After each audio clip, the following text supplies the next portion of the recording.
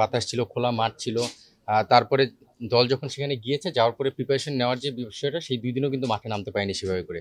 So প্রিপারেশনের একটা gap তো ছিল এখানে যাওয়ার পরে কন্ডিশনের সঙ্গে অ্যাডজাস্ট করার ব্যাপারটা। তো সেটার একটা ইমপ্যাক্ট প্রথম ম্যাচে পড়েছে, আমরা দেখেছি। প্লেয়ারদের পারফরমেন্স এবং ব্যাটিং প্রতিটা জায়গায় কিন্তু স্ট্রাগল করেছে। ব্যাটসম্যানরা যেমনটা শুরুতে করেছে, পরের দিকে বলাররাও কিন্তু করেছে। তারা হয়তো বাতাসের জন্য একটু টাফ টাইম পার করতে হয়েছে, বাতাসের এগেনস্টে, বাতাসের পরে বোলিং করার যে ব্যাপার, লাইন লেন্থের ব্যাপার, সেই জায়গায় কিছুটা স্ট্রাগল করেছে। বাট আমি আশাবাদী যে এই মাঠে আজকে আবার আমরা একটা ম্যাচ খেলবো এবং আমরা সেখানে কামব্যাক করব।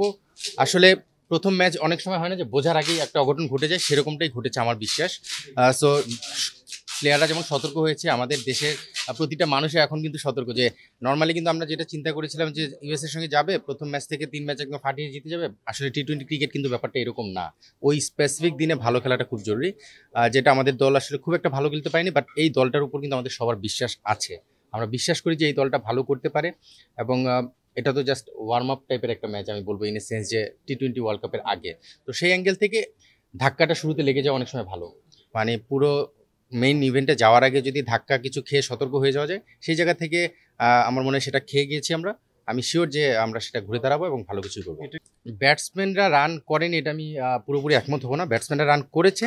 আপনি যদি স্পেসিফিক বলতে চান, টপ অর্ডারে আমাদের রানটা হয়নি। আমাদের কিন্তু মাঝখানে হৃদয়, রিয়াদ, জাকির, তারা কিন্তু রান করেছে।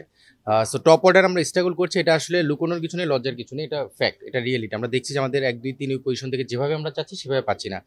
তানজিদ তামিম জিম্বাবুয়ের সঙ্গে কিছুটা কন্ট্রিবিউট করেছে ডেবু হওয়ার পরেও। বাট সৌম্য, লিটন একটু স্ট্রাগল করছে, শান্তর ব্যাটে আমরা খুব একটা রান পাচ্ছি না। বাট এরা প্রুভেন প্লেয়ার, এদের আসলে নতুন করে প্রমাণ করে। এখানে যদি তানজিদ তামিম ফেল করতো তখন বিষয়টা অন্যরকমভাবে আসতো। বাট যারা আমাদের প্রুভেন প্লেয়ার, সৌম্য, লিটন, শান্ত, এরা কিন্তু এমন না যে নতুন ক্রিকেট খেলছে, তারা অনেকদিন খেলে নিজেদেরকে প্রমাণ করেছে। এবং এই স্টেজে আসার পরে তাদের আর প্রমাণ না, তাদের ফর্মে ফেরাটা সময়ের ব্যাপার। সো সেই ফর্মে ফেরার অপেক্ষা আমরা আছি। এবং সেই ফর্মটা যদি ওয়ার্ল্ড কাপের আগেই ফিরে আসতে পারে, সেটা আমাদের প্রাপ্তি হবে।